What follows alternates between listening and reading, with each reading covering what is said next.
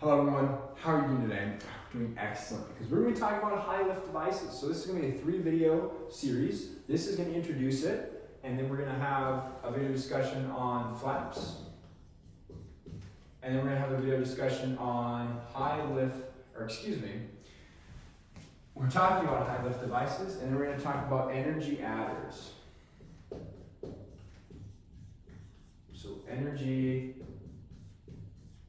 adding devices. Okay? So in this video, we're just going to talk about an introduction about what high lift devices are. So to give you an idea of what we're going to be kind of accomplishing is when you look at the coefficient of lift, we have lift over drag, right?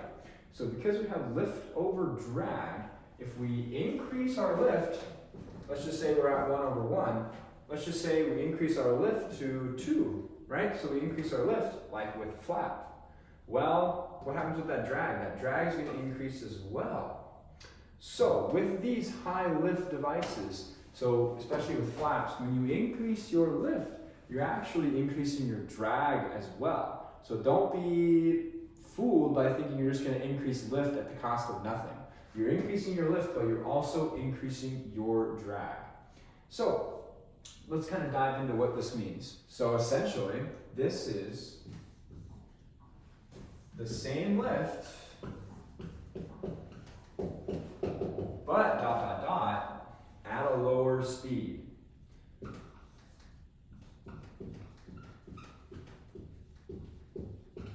Okay? So we have the same lift, but it's at a lower speed. That's where you can make those increasing, you drop the flaps and you can make an increased descent so lower airspeed, but still producing enough lift.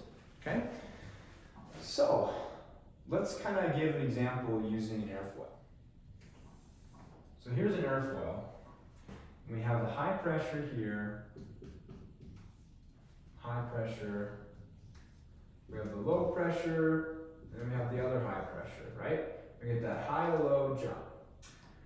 So when we're talking about airflow flowing over the top, let me use a different color here. We're always relating it back to energy, okay? So specifically kinetic energy, which is the 1/2 mass times velocity squared, all right?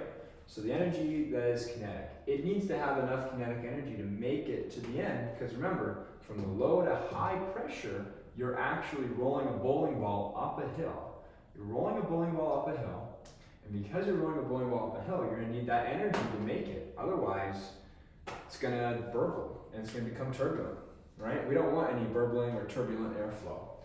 So, given this example here, so pressure is the measure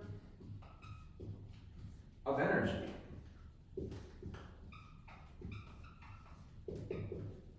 in a given volume. So this is important, this statement, remember this. So pressure is the measure of energy in a given volume, because you need energy to get the airflow from the low to high, because remember, you're rolling a bowling ball up the hill. So you need that energy, but the pressure is the measure of that energy in the given volume. So you need to also have enough pressure to maintain that. So when we talk about these things, when we're increasing our coefficient of lift, let's get here, increasing our coefficient of lift, we are increasing our camber of the wing. We are increasing, so we're increasing our camber of the wing, remember, we're increasing our thickness of the wing, and we're changing, so I'm going to use the delta for changing, we are changing our wing surface area.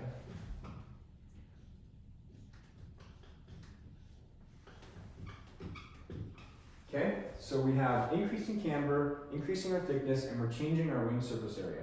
So those are the three things that happen when we increase our coefficient of lift. as a result of high lift devices. So that concludes our introduction. We're going to be talking about flaps in the next one, and then energy adding devices. And remember, pressure is the measure of energy in a given volume. And that's going to really relate to everything. All right, so with that being said, thank you so much for your time. Have a wonderful day, night time, wherever you are. And remember, stay cool, be safe, and have fun. Thanks.